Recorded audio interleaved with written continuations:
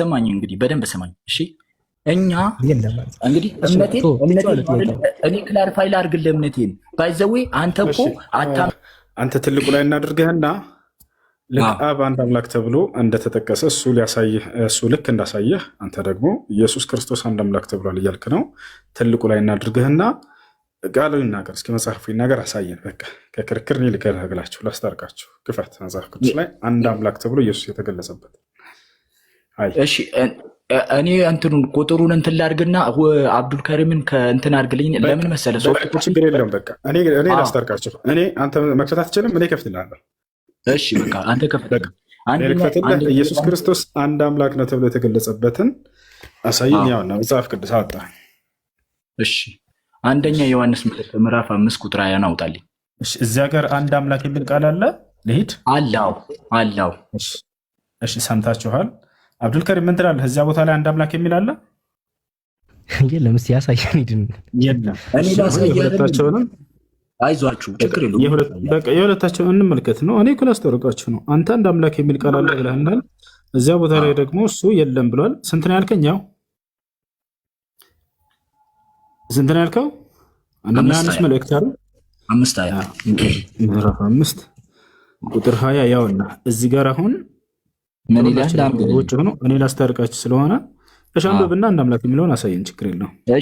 እሺ ምን ይላል መሰለ? የእግዚአብሔር ልጅ እንደመጣ እውነተኛ የሆነውን እናውቅ ዘንድ ልቦናን እንደሰጠን እናውቃለን። እውነተኛ በሆነው በእርሱ አለን፣ እርሱም ልጁ ኢየሱስ ክርስቶስ ነው። እርሱ እውነተኛ አምላክና የዘላለም ሕይወት ነው። ኦኬ የመጣንበት ጉዳይ እዚህ ቦታ ቆይ እንጂ እንድታብራራ እኮ አይደለም። አንድ አምላክ የሚል ቃል አለ በዚህ ላይ ስላልከን ነው። ጀሰስ እዚህ ቦታ ላይ አንድ አምላክ የሚል ቃል አለ? አዎ አለ። ለምን እንዳልኩ እኮ እኔ ነኝ መናገር ያለብኝ አይደል? መጽሐፍ የሚናገረው አንተ አይደለህም። ቆይ ትልቅ አይደለም። ቆይ ምን ተስማምተን እዚህ ቦታ ላይ የመጣ ነው? እሱ አብዱልከሪም አንድ አምላክ የሚል ቃል የለም እያለ ነው። አንተ ደግሞ አንድ አምላክ የሚል ቃል አለ ብለሃል። እሱን የለም አንድ አምላክ የሚል በልና ከዛ ወደ ቀጣዩ እንድትሄዱ ደግሞ አብዱልከሪም ሚዩትን አንስቶ ትወያያላችሁ። አሁን ላስታርቃቸው የመጣሁት እዚህ ቦታ ላይ አንድ አምላክ የሚል ቃል አለ ስላልክ ነው። አንድ አምላክ የሚል ቃል አለ የለም? እሺ እውነተኛ አምላክና የዘላለም ሕይወት የሚል አለ አይደል? ወደ እሱን ሳይሆን አሁን አንድ አምላክ የሚል አለ ስላልክ ነው። እሱ የለም የሚለውን አረጋግጥና ወደ እሱ እንሄዳለን። እሱን ላረጋግጥ እኮ ነው። እውነተኛ አንድ አምላክ የሚለው ቃል አለ እዚህ ቦታ ላይ። አንድ አምላክ የሚለው ከእውነተኛ አምላክ በቀር አንድ አምላክ ሌላ ስላሌለ እኮ ነው። ስለሌለ ወደሚለው ትንመጣለን። ችግር የለም፣ ወደ እሱ ትሄዳላችሁ ያው በቀጣይ። ነገር ግን አሁን እዚህ ቦታ ላይ አንድ አምላክ የሚለው ቃል አለ። አንድ አምላክ የሚለው ክሌም የተደረገ እዚህ ጋር ለወልድ ስለሆነ ለምን የለም ሲጀምር ቃል እያልከው ነው። አንድ አምላክ የሚለው ቃል አለ ወይ? አለ። የት አለ? አንድ የሚለው ቁጥር የት አለ? ይሄው እውነተኛ አምላክና የዘላለም ሕይወት እውነተኛ የሚል አለ የለም ሳይሆን ጥያቄው አንድ የሚለው ቃል አለ ወይ? አንድ አምላክ የሚል አዎ፣ ይኸውልህ ምን አለ መሰለ። አሁን እንግዲህ አንተ ሰላም ነው፣ አትረብሽ እንጂ ጀሰስ አትረብሽ። አንዴ ዲያቆን አሉ ይሰማኛል። ሰላም ናቸው። ሰላም እንዴት ናቸው? እግዚአብሔር ይመስገን። አንዴ አብዱልከሪም አለ ትቀጥላለህ።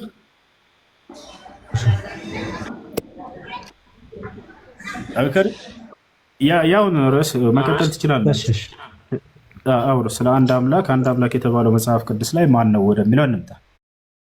አምላክ መባል ሳይሆን አንድ አምላክ በመባል ከሆነ ሙሴ አምላክ ተብሏል፣ ዲያብሎስ አምላክ ተብሏል፣ ማንም አምላክ ሊባል ይችላል። ነገር ግን አሁን እዚህ ቦታ ላይ ዋናው ቁም ነገር አንድ አምላክ የተባለው መጽሐፍ ቅዱስ ላይ ማን ነው ነው። በዚህ ጉዳይ አርዕስት ላይ አብዱልከሪም እና ዲያቆን ይቀጥላሉ። ተከታተሉ። ጀሰስ ትማር አዳም ዲያቆን ሰላም ነው። ሰላም ወዳጅ ነኝ። ኢየሱስ አንድ አምላክ ተብሏል መጽሐፍ ቅዱስ ላይ ማለትም በልክ በዚህ መልኩ ልክ አንደኛ ቆሮንቶስ 8:6 ላይ እንዳለው በዛ አልተባለ ቃል በቃል ከሆነ አልተባለም። ቶበስ በቃ ይሄ ነው ገራገለ። በቃ ከዚህ በኋላ ባለው ነገር ማውራት ትችላላችሁ።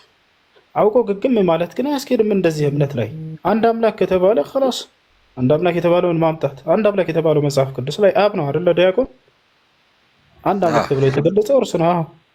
እዚያ አሁን በኢየሱስ ክርስቶስ አምላክነት ዙሪያ ግን ማውራት እፈልጋለሁ። እነዚህ ጥቅስ ኢየሱስን አምላክ ያደርጉልኛል ብሎ የሚያነሳውን ሰው ከዚያ በኋላ መወያየት ይችላል። ቀላል እኮ። አሁን ቀጥሉ። በቃ አንድ አምላክ የተባለው መጽሐፍ ቅዱስ ላይ ኢየሱስ ክርስቶስ ሳይሆን አብ ወልድ መንፈስ ቅዱስ ሳይሆኑ አብ ነው አንድ አምላክ ተብሎ የተገለጸው። አድርገሩ ቀጥሉ። እሺ አንድ አምላክ ካልተባለ እሺ ኢየሱስ አስተምሯል ዲያቆን? እንደዛ ከሆነ በቃ ኢየሱስ አምላክ ነው የሚለውን በቀጥታው ወይም በተዘዋዋሪ አስተምሯል? ወደ ተዘዋዋሪ እንምጣ ዲያቆን። ዲያቆን ይሰማዎታል?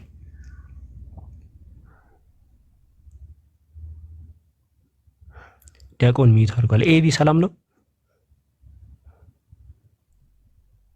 ኤቢ ይሰማል? ሰላም ብያለሁ። ኤቢ አንድ አምላክ ተብሏል ኢየሱስ? ኤቢን ነው እኔን ነው? ኤቢን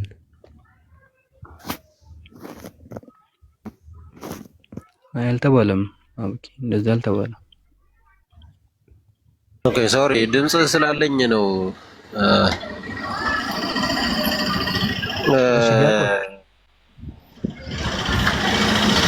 ኦኬ ምንድን ነበር የጠየቀኝ?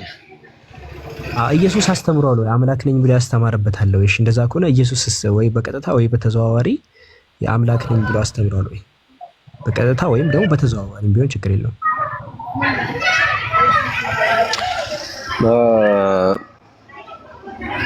ኢየሱስ እኔ አምላክ ነኝ አሁን እዚህ ላይ ሊትራሊ እየተጠየቀ ያለው ቃል በቃል ስለሆነ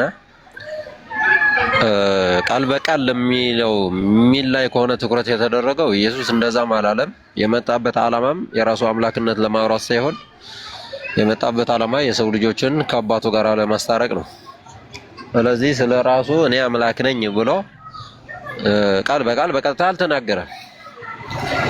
ቃል በቃል አንድ ሰው ጥፋተኛ ነው ታዲያ ኢየሱስ በኢየሱስ ጊዜ የነበሩት ሰዎች ኢየሱስን ትምህርት ሲሰሙ የነበሩት ሰዎች በቃ ኢየሱስ አምላክ ነኝ ብሎ አላስተማረም። ቃል በቃል መልእክተኛ ነኝ ብሎ ተናግሯል። ቃል በቃል ክርስቶስ ነኝ ብሎ ተናግሯል። ቃል በቃል አምላክ እንዳለው ተናግሯል።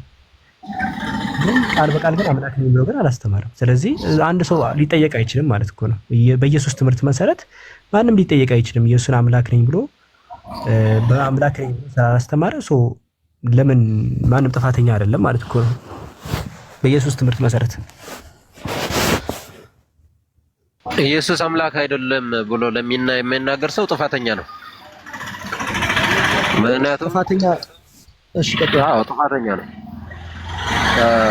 ምክንያቱም አንድ ነገር መጽሐፍ ቅዱስ ውስጥ ጌታ ኢየሱስ ለምን መጣ የሚለው ዓላማ መረዳት ያስፈልጋል እንጂ ኢየሱስ አምላክ አይደለም ብሎ የሚናገር ሰው ጥፋተኛ አይደለም መባል አይችልም። ምክንያቱም የኢየሱስ ዓላማ አንተ እንዳልከው እኮ በቃ ኢየሱስ እኔ አምላክ ነበርኩኝ ግን ያን ያህል ለመስበክ አይደለም ብሎ እሺ፣ ለአንድ ሰው አልተናገረም። ለማንም ማለቴ እኔ አምላክ ነበርኩኝ እንደዚህ ብሎ እንኳን ለማንም አልተናገረም። ምክንያቱም ያንን እኮ መናገር ለምን መሰለህ ግዴታ የሚሆንበት ዲያቆን ሰው እኮ ነው። በቃ ስታየው ሰው ነው እኮ። ስለዚህ አሁን እኛ አሁን የአምላክ ሰዎች እሺ፣ አሁን እንደዛ እያልከኝ ያለው አምላክ እኮ በየትኛውም ሰዓት ወይ ነው በጎች መሀል ላይ ሊኖር ይችላል ማለት እኮ ነው።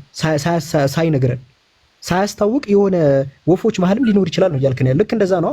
ካልተናገርኩኝ ጥፋተኛ ልንሆን አንችልም። ለምሳሌ አሁን የሆነ እረኛ በጎቹ መሀል አምላክ ገብቶ ከነበረ ምንም ጥፋተኛ ሊሆን አይችልም። ያ በዛ በግ በኩል እኔ አምላክ ነኝ በጎኝ ነው ብሎ ካልነገረው ማለት ነው። አሁንም ሰዎች መሀል ውስጥ መጥቶ ከነበረና እኔ አምላክ ነኝ ብሎ ካልነገረ እኛ ለምን ጥፋተኛ የምንሆነው? አሁን እንደዛ ከሆነ እኮ አሁን አንተም ዲያቆን አምላክ ልትሆን ትችላለህ ማለት ነው። አልተናገርክም እንጂ ሁሱም አምላክ ሊሆን ይችላል ማለት ነው። አልተናገርም እንጂ። ስለዚህ ሁሉም ሰው አምላክ ሊሆን ይችላል አልተናገርም ማለት ነው። ስለዚህ እኛ ጥፋተኛ ልንሆን አይደለም። አምላክ የራሱ ኃላፊነት ነው። በማይታወቅ መልክ መጥቶ ከነበረ ሰዎች ፍጥረት ውስጥ ገብቶ ከነበረ መናገር አለበት። ካልሆነኛማ እንትን ልናችልማ እኔ አሁን ያየሁት ሁሉ አምላክ ሊሆን ይችላል ማለት ነው። እሱ እኮ ነው ችግሩ። አሁን አንተ የምታወራው ያንተ መረዳት ነው አይደለ? አሁን መጽሐፍ ቅዱስ ውስጥ መጣህ የራስህን መረዳት ልትነግረኝ አትችልም። እኔ የምልህን በደንብ ከመስማት ካልቻልክ አሁን ኢየሱስ አምላክ አይደለም አምላክ ነኝ በቃል በቃል አልተናገረም አልኩህ እንጂ ኢየሱስ አምላክ አይደለም አላልኩህም። ስለዚህ ዲያቆን ምን ብሎ አስተምራሽ ይንገሩን። በቃ ጥቅስ ጠቅሰው ይንገሩን። ኢየሱስ ለምሳሌ ዮሐንስ ወንጌል 13ኛው ምዕራፍ ላይ እናንተ እኔን ጌታና መምህር ትሉኛላችሁ አላቸው አይደለ? እንዲሁ ነኝ አለ።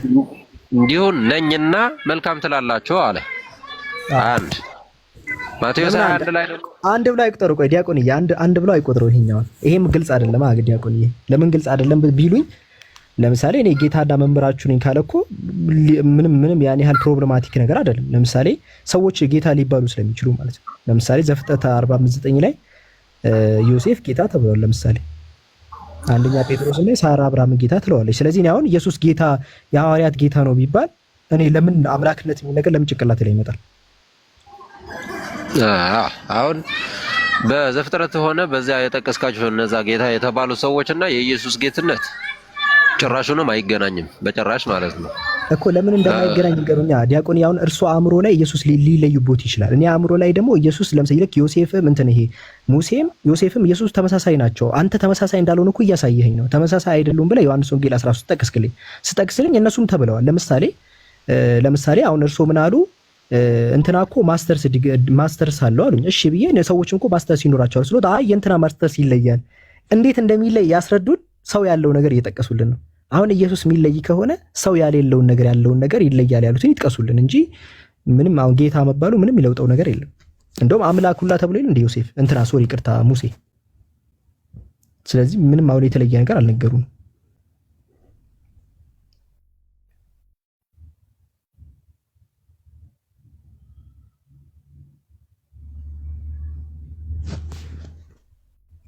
ኦኬ ሶሪ ስራ ላይ ነው እንትን ሆኜ ነው።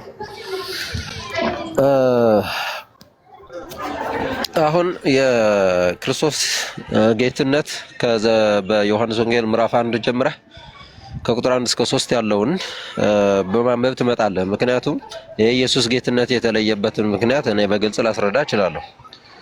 እሺ ከኢየሱስ ነው የተነሳ ነው ዲያቆን። የኢየሱስን ንገሩና ወደ ሌላ ሰው ንግግር ገቡ።